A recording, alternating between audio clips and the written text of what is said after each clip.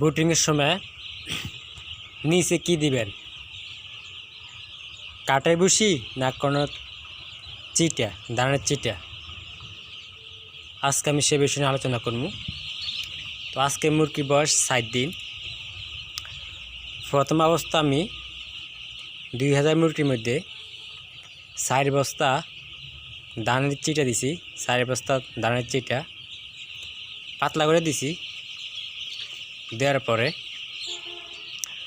এরপর আমি 2 দিনের সময় ফেফারটা তুলে দিয়েছি। ফেফারটা তুলি 3 দিনের সময় যে ধানের চিটেগুলো আছে এগুলোর সাথে আমি কাঠের ভুসিগুলো আমি মিক্স করে দিছি।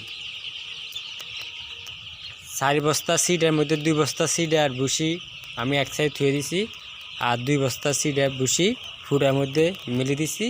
আর এন থেকে কাঠের ভুসিগুলা এগুলো সিডার লগে মিক্স করে দিছি। তো আপনারা অবশ্যই এভাবে কাজগুলো করবেন, তাহলে আপনার মুরগির ভুসিগুলা ঠিক থাকবে, ভুসিগুলোর সমস্যা হবে না।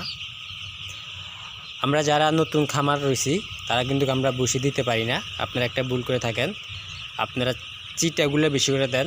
দেখা যায় চিটা 10, 12 দিন, 20 দিন গেছে, চিটা খালি সিটে দিচ্ছেন, সাথে কোনো কাঠের ভুসি মিক্স করেন নাই। এটা করা যাবে না। সিটার মধ্যে গ্যাস বেশি, সিটার মধ্যে গ্যাস বেশি হয়, চিটা তাড়াতাড়ি ভিজে যায়, মুরগি ঠান্ডা লাগে যায়, মুরগির রোগ ব্যায়াম চলে আসে। আর কাঠের ভুসির মধ্যে গ্যাস থাকে না, কাঠের ভুসি শুকনো থাকে। একবার 20 দিন লাগায় মুরগি বেচা দিতে কাঠের ভুসিটা শুকনো থাকে। তো এই জন্য সিটটা একটু কমাই দিবেন, কাঠের ভুসি একটু বাড়াই দিবেন। দেখুন আমি কাঠের ভুসি বাড়াইছি, একবার শুকনা কাঠের ভুসির সিটটা কিছু আছে, কাঠের ভুসি সবগুলা। তো এইভাবে যদি আমরা মুরগি পালি তাহলে আমরা মুরগিগুলো সুস্থ থাকবে, মুরগি রোগ ব্যায়াম কম আসবে, মুরগি মারা কম যাবে।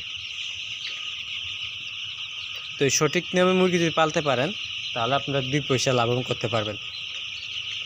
আর সঠিক নিয়মে মুরগি না পালতে পারলে তাহলে লাভবান করতে পারবেন না।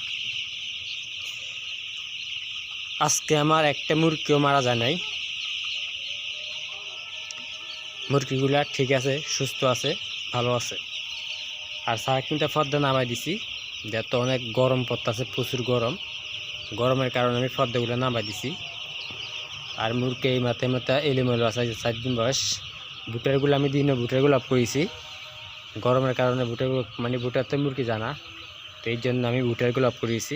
কোনো সমস্যা নয়, এভাবে চলবে। তো আশা করি ভিডিওটা ভালো লাগে থাকলে শেয়ার, লাইক করে দিবেন।